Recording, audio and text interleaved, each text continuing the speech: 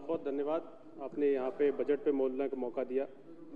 अध्यक्ष महोदय, दिल्ली सरकार पहले भी बहुत बजट जो है अलग अलग विषय पे प्रोड्यूस कर चुकी है, सदन में रख चुकी है। पहले दिल्ली सरकार ने शिक्षा बजट रखा, स्वास्थ्य बजट रखा, ग्रीन बजट रखा, जीरो टैक्स बजट रखा, देशभक्ति बजट रखा, रोजगार बजट रखा और अपने सारे वादे जो है आम आदमी पार्टी सरकार ने उस बजट के द्वारा जो है वो पूरे किए। अध्यक्ष महोदय, इस बार हमारी सरकार ने साफ, सुंदर और आधुनिक दिल्ली का बजट रखा है। अध्यक्ष महोदय, साफ, सुंदर और आधुनिक दिल्ली के बजट में सबसे पहला काम जो हमारे वित्त मंत्री जी ने बताया कि 3 बड़े बड़े कूड़े के पहाड़ जो बाहर ताजमहल खड़े हैं, जो भारतीय जनता पार्टी के पाप हैं, उन पाप को धोने का काम जो है वो आम आदमी पार्टी सरकार करेगी। जिस तरीके से भारतीय जनता पार्टी ने पिछले 15 साल में एनसीडी में रहते हुए इन्होंने इतने बड़े बड़े कूड़े के पहाड़ खड़े कर दिए और अभी हमारे बीजेपी के सदस्य कह रहे थे कि अरविंद केजरीवाल की सरकार ने वो कूड़े के पहाड़ खत्म नहीं किए। मुझे लगता है कि भाजपा वालों ने, सारे लोगों ने जो है इनने एक ही जगह से डिग्री ली है और इंटायर इन पॉलिटिकल साइंस ली है।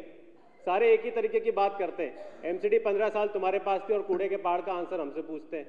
किस तरीके भारतीय जनता पार्टी वाले ये लोग बात करते हैं। कह रहे एलजी साहब आ गए अब। अरे एलजी साहब तो इतने सालों से थे ही, पहले दूसरे एलजी ने क्यों नहीं किया।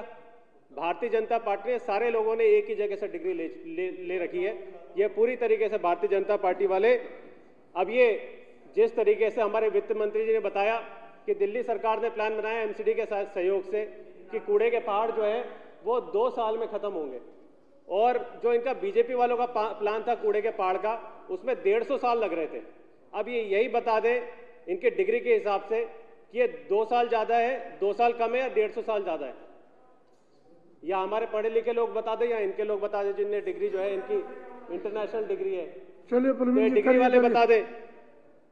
भारतीय जनता पार्टी लगातार जिस तरीके से देश को और सदन को गुमराह करने का काम करती है, दिल्ली सरकार ने आधुनिक सुंदर दिल्ली में एक और बहुत बड़ा आयाम छुआ है, जिसमें सैंपल के तौर पे उन्होंने पूरी दिल्ली में यूरोपियन स्टाइल से कई सारी सड़कें बनाई हैं। मैं धन्यवाद देना चाहता हूं अरविंद केजरीवाल जी की सरकार का और पीडब्ल्यूडी के मंत्री जो उस समय मनीष सिसोदिया जी थे और सत्येंद्र जैन जी भी थे कुछ समय के लिए, और अतिश जी भी हैं। इन लोगों ने सभी ने मिलके जिस तरीके से यूरोपियन स्टाइल में सड़कें डेवलप करी है, 2 पैचेस मेरे क्षेत्र में डेवलप हुए हैं, इतने शानदार है कि ऐसा अगर उस पर चले जाओ तो ऐसा लगता है कि आप हिंदुस्तान में नहीं कि विदेश की सड़क पे खड़े। अध्यक्ष महोदय, जिस तरीके से सरकार ने सड़कों में काम किया, फ्लाईओवर बनाने पे काम किया, मेरे क्षेत्र में आश्रम चौक आता है, आश्रम चौक पे इतना भीषण जाम लगता था, इतना बड़ा ट्रैफिक जाम लगता था कि लगातार लोग जो है घंटों वहां ट्रैफिक जाम में फंसे रहते थे।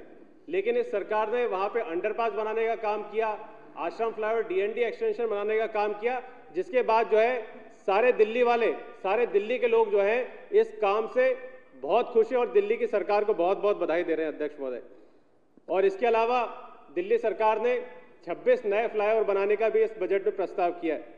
अध्यक्ष महोदय, सबसे बड़ा अचीवमेंट ये तो काम की बात हुई, लेकिन क्योंकि मैं मैनेजमेंट का स्टूडेंट भी रह चुका हूं तो मुझे पता है कि अगर जब भी रेवेन्यू की बढ़ाने की बात होती है किसी भी कंपनी में, किसी भी इंस्टीट्यूशन में, वो कितना बड़ा काम होता है।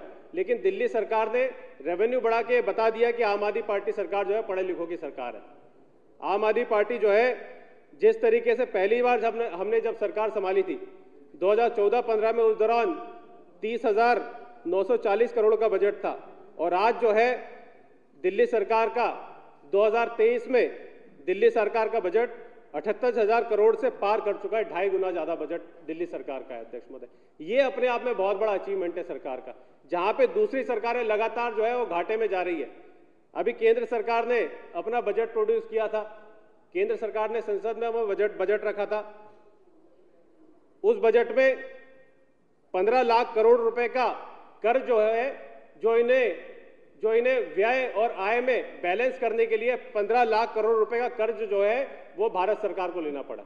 एक तरफ पढ़े लिखों की सरकार है, दूसरी तरफ अनपढ़ों की सरकार है, जिन्हें सरकार चलाने नहीं आ रहा। ये लगातार जो है कर्ज में डूबी इनकी सरकार है। उसके बाद उत्तर प्रदेश का सरकार का बजट आया, उत्तर प्रदेश की सरकार के बजट में उनका बजट ऐसा है और इतने घाटे में है कि उत्तर प्रदेश का हर एक नागरिक के ऊपर इस समय 26,000 रुपए का कर्ज जो है हर नागरिक के ऊपर चढ़ चुका है। इस तरीके का बजट जो है उनने प्रोड्यूस किया है।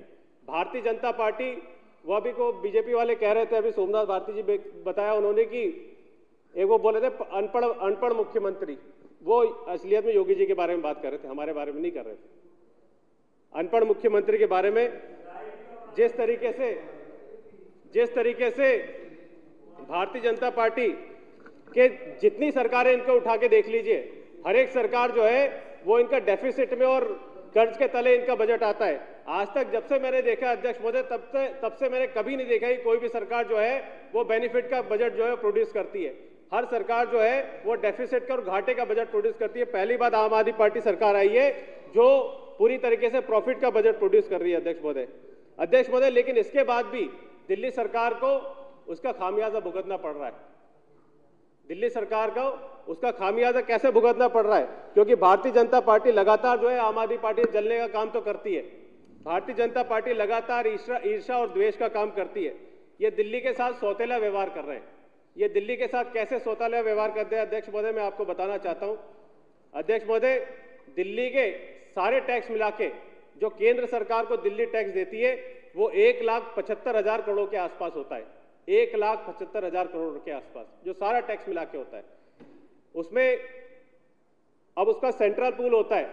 सेंट्रल पूल में से जो दिल्ली का वैध हिस्सा है, जो दिल्ली को मिलना चाहिए, 6,400 करोड़ रुपए बनता है।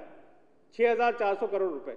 लेकिन अध्यक्ष महोदय, पिछले कई सालों से भारत सरकार दिल्ली सरकार को, केंद्र सरकार दिल्ली सरकार को 375 करोड़ रुपए, जो दिल्ली 325 करोड़ रुपए 325 करोड़ रुपए देती है हर साल।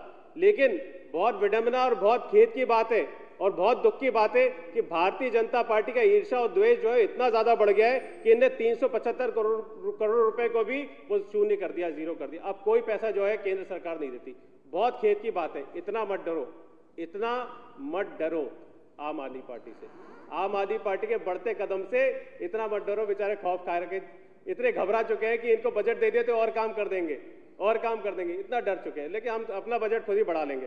अध्यक्ष महोदय, जब इन्हें जीरो बजट किया, जब मैंने मंत्री जी ने सुनाया, मैंने सुना यहाँ पे, तब मेरे को एकदम से एक बात क्लिक करी और मैं तब से जो है मैं सोच रहा बजट जब बोलूंगा तो इस बात का जरूर जिक्र करूंगा। जिस तरीके से अध्यक्ष महोदय इन्होंने हमारा बजट जो है, केंद्र सरकार जो हमारा हक बनता है, जो हमारे हक को छीन लिया, इन्होंने जीरो कर दिया हमारे हक को। तो एक बार क्या हुआ अध्यक्ष महोदय, जब महाभारत का युद्ध हो रहा था, उस दौरान जब कौरवों और पांडवों में युद्ध की पूरी स्थिति बन गई थी, सारी सेना खड़ी हो गई थी, श्री कृष्ण जो है उन्होंने एक बार आखिरी ट्राई मारा, आखिरी बार उन्होंने कोशिश करी कि किसी तरीके से युद्ध जो है वो ना हो, क्योंकि बहुत सारा जान का नुकसान होता है, जान हानि होती है। तो उन्होंने सोचा कि इस बार जो है युद्ध ना हो, तो उन्होंने कौरवों और पांडवों के बीच संधि कराने की कोशिश करी। वो गए और उन्होंने उनसे गुजारिश करी कि आप जो है हमें 5 गांव दे दो, और 5 गांव अगर दे दोगे तो उसके बाद हम युद्ध नहीं करेंगे और पांडवों को 5 गांव दे देंगे। लेकिन क्या हुआ, अंत में उन्होंने 5 गांव भी नहीं दिए, और 5 गांव भी नहीं दिए। तो इसमें जो है एक रामधारी सिंह दिनकर जी की एक बहुत अच्छी कविता है। जब पांडवों ने 5 गांव मांगे और उन्हें 5 गांव भी नहीं मिले, तो उसमें एक रामधारी सिंह दिनकर जी ने बहुत बढ़िया कविता लिखी है। वो पिछले 3-4 दिन से मेरे दिमाग में घूम रही है, तो मैं इनको बता देता हूं, इनको भी घुमा देता हूं। रामधारी सिंह दिनकर जी ने कहा है, दो न्याय अगर तो आधा दो, पर इसमें भी यदि बाधा हो तो दे दो केवल 5 गांव, रखो अपनी धरती तमाम, हम वही खुशी से खाएंगे, परिजन पर असीना उठाएंगे। दुर्योधन वो भी दे न सका, आशीष समाज के ले न सका, उल्टे हरि को बांधने चला, जो था असाध्य साधने चला। जब नाश मनुष्य पर छाता है तो पहले विवेक मर जाता है। तो इनका जो है विवेक मर चुका है, ये भगवान श्री कृष्ण को बांधने चले। जो नाकाम चीज है वो ये करने चले, तो अंत में जो है जब इनने संधि फेल हो गई जब युद्ध हुआ तो अंत में उसका परिणाम क्या निकला? अंत में परिणाम निकला कि जो हक था, जिसका हक था, वो हक उसे अपने आप मिल गया। वो हक जो है उन्होंने पूरी तरीके से भगवान की कृपा से उन्हें हक मिल गया। तो अध्यक्ष महोदय, दिल्ली का हक जो है वो कोई नहीं छीन सकता। दिल्ली के लोग जो है दिल्ली का हक लेकर रहेंगे। बहुत बहुत शुक्रिया अध्यक्ष।